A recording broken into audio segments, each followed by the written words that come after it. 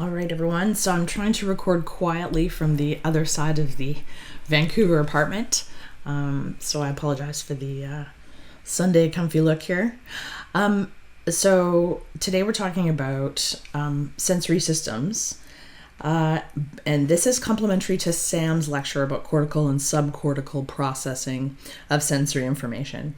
And today we're talking about how sensory information reaches those cortical and subcortical centers. So from the peripheral nervous system to the central nervous system and the route that it takes, with a lot of focus on the spinal cord. We're talking, if I say sensory in this particular lecture, equate that with somatosensory. So the sensory information from the surfaces of the body. And for our purposes today, we're primarily clinically talking about the external surface of the body, although so the skin. Although importantly, this information also arises from internal surfaces. You can have interoception contributing to these pathways as well. We're primarily talking about exteroception and somatory sensory information from the skin and how it flows from the primary sensory neuron in the periphery to the primary somatosensory cortex. Now, after some interactions with students over the past couple of years, I'm going to back up a step and start this lecture with a description of the anatomy and functional organization of the spinal cord and how it changes from rostral to caudal along the neuraxis. And then near the end, we'll get into first the flow of information and then lesions and deficits. So if you had me for 326, some of this may be review. I still think it's worthwhile to really get the anatomy of the spinal cord and the spinal nerves and the roots down before we move into how the information travels. So really important point, something that I emphasize, and I'm losing my voice already. Something that I emphasize in 326, but not everyone does, is that in adults, the spinal cord is shorter than the vertebral column. So the really important point is that the spinal cord ends at about the level of the L2 vertebral body. So at L2 is the caudal end of the spinal cord.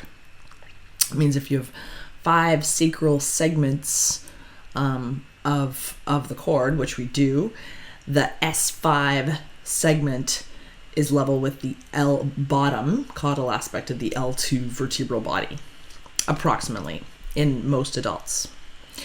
Now, the second important landmark, that's what this is showing you here. This dotted line is the caudal end of the spinal cord. The caudal end of the dural sac is at about the L6 vertebrae. So immediately rostral to the sacrum, the dural sac of the spinal cord ends. And we're going to talk more about the meninges of the spinal cord in a few minutes. So the filum terminale is this ligament, and it extends as an extension of dura all the way to the tip of the coccyx. And so it tethers the caudal end of the cord to the bony coccyx. And so 3 landmarks. At the L2 vertebrae is the end of the cord itself. At the L6 vertebrae is the end of the dural sac. And then there's a ligamentous, a dural ligament, that extends all the way to the tip of the coccyx, tethering the caudal end of that cord, preventing it from flopping around. Now, the displacement between between spinal cord segments and vertebrae of the same number increases from rostral to caudal. And so I've sort of tried to indicate that here. The cervical enlargement, which is vaguely indicated in this diagram for your book, is about the C5 to T1 cord. So you'll recall that those are the levels that give rise to the brachial plexus, that govern the musculature and sensation of the upper limb. And so the cord is physically larger in this region to account for all of those motor and sensory neurons in the C5 to T1 cord. And at that level, it's almost level with the same number of vertebral bodies. So there's very little offset in the cervical cord. The offset increases as you move caudally. So the lumbar enlargement, which is less well defined, but it's roughly most of the bottom end, L1 to S2 by most definitions, all the levels that give rise to innervation of the lower limb and the pelvis, it's roughly level with the T10 to L1 vertebrae. And so you can see that there's an offset there. And again, that's because the cord is shorter than the spine. That's a really important concept to sort of hammer home. Where's my thing? Good. Now, in this diagram from the book, this shows you how the bottom end of the cord becomes, why do I not have a back? Becomes exclusively roots or cauda equina. So, pardon me. The bottom end of the spine is filled exclusively with roots that hang off the cord, which forms that horse's tail or cauda equina. So what you're looking at here is a bunch of segments in cross section, C3, T3, L1, L2, and L3. And you can see that in these cross sections of the spine and the spinal cord, the subarachnoid space has been filled with blue jelly. And you can see how the offset works. So the C3 vertebra, at that level is the C4 cord, so very little offset. The T3 vertebra contains the T4, T5 cord, so the offset is increasing. The L1 vertebra contains sacral cord, so dramatic offset at the lumbar level of the spine and the sacral level of the cord. The L2 vertebra is the conus medullaris, the very caudal tip of the sacral spinal cord, surrounded by a whole bunch of dingly-dangly roots. And at the L3 vertebral body, you're completely in the level of the cauda equina. So all you see in cross-section is roots. And this is why you do a lumbar puncture, typically caudal to L2, so perhaps between L3 and L5. I can't remember the landmarks off the top of my head. But that's because when you insert a needle into the subarachnoid space at these levels, there's no danger of you penetrating the spinal cord. You're only going to push these little dingle-dangly roots out of the way. Also in these schematics, you can see the ligaments, the dentate ligaments that tether the spinal cord to the dura. So these span the subarachnoid space and maintain the spinal cord sort of centered in that space. This is what the cord actually looks like in physical dissection. And I'll tell you that these numbers are very misleading. So they're mislabeled. This is not T11. This is the L1 vertebral level and the L2 vertebral, not spinal level. And I know that because the conus medullaris is right there. So that's the caudal tip of the spinal cord. And this is the cauda equina. So this cross section corresponds to roughly here. In these sections, the dura is open, and you can see that all you see in cross section is spinal roots dangling off the caudal conus medullaris of the cord.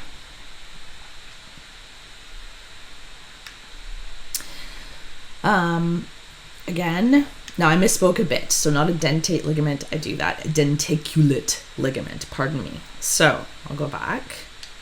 These little ligaments right here, shown in white, tether the spinal cord to the dura and span the subarachnoid space, which is shown in blue. So those are the dentaculate ligament. Good. And this is what it looks like. Again, this is the filum terminale. This image is caudal to this image. So here we have the peel part of the fila terminale. And when the dural sac ends, whoops, here, it continues as an extension of dura and brings dura with it to tether to the bony coccyx. So it extends all the way down, over here. And it's extending, there it is, to the bony coccyx, tethering the spinal cord to the bone. So you can see there's several ligaments that hold the cord roughly in place inside the spine. You can also see here, this is a more rostral image, that the C8, this is a ventral view of the spinal cord, or an anterior view. You can see ventral roots and dorsal roots from T1 and C8, and the ventral roots are, of course, exiting the spinal cord, the dorsal roots posteriorly entering, bringing in sensory information. Now, if we look at sort of a general transverse section of the spinal cord, this happens to be C8. So remember, there are 8 cervical segments of cord, but only 7 cervical vertebrae. So this is C8.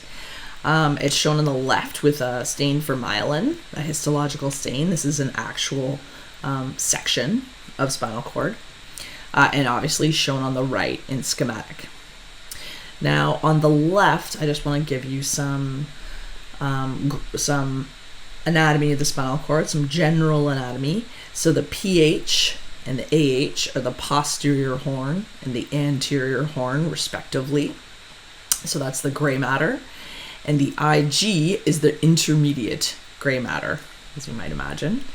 The posterior horn is also called the dorsal horn, in fact, more commonly, and the anterior horn is also called the ventral horn.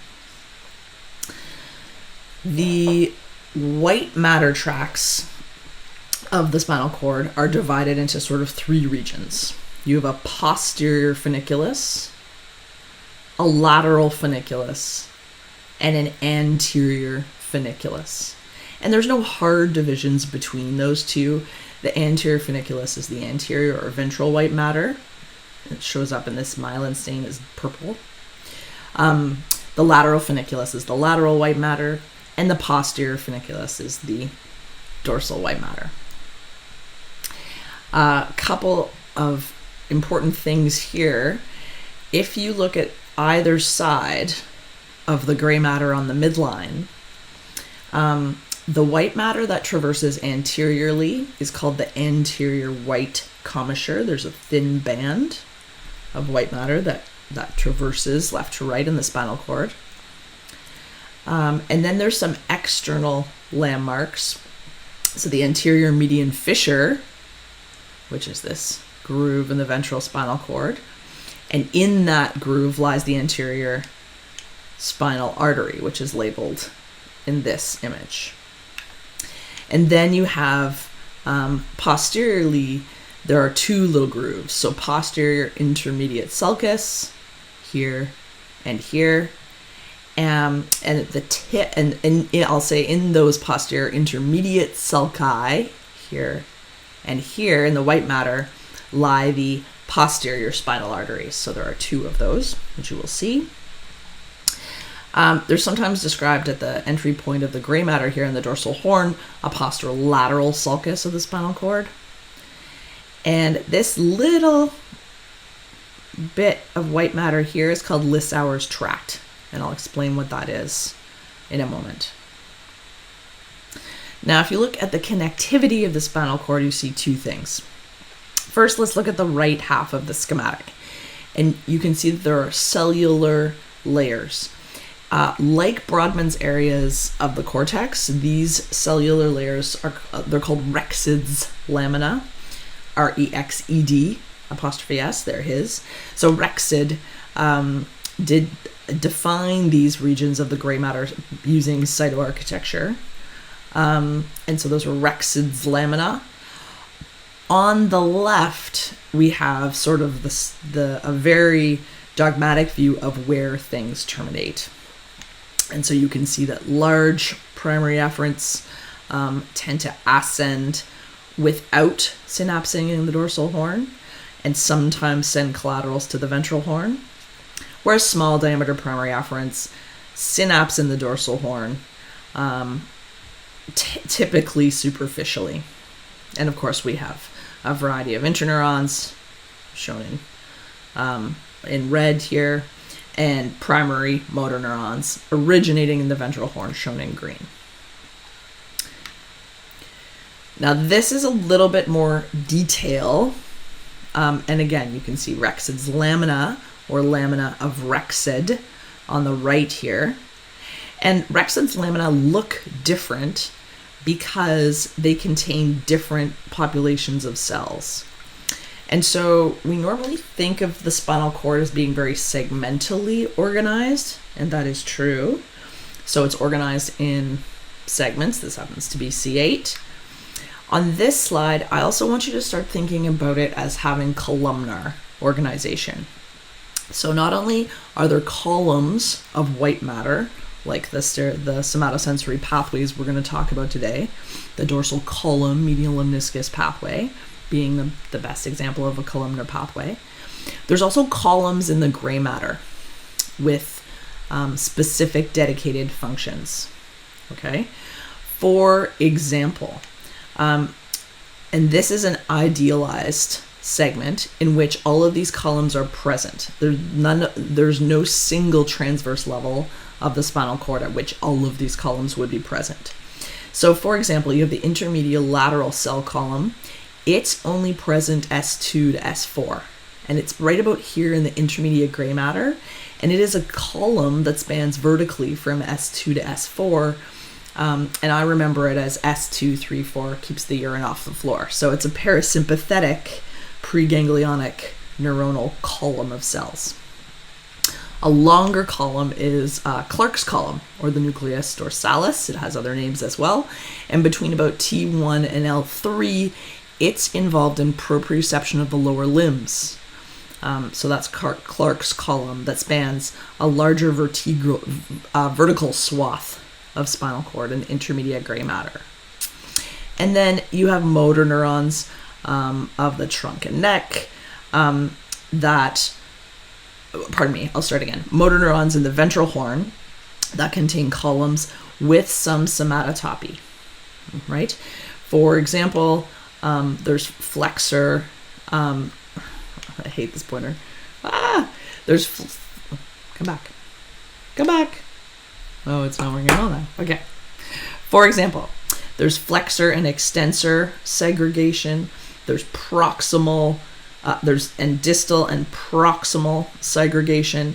And most medial in the ventral horn are the motor neurons of the proximal axial muscles of the trunk and the neck.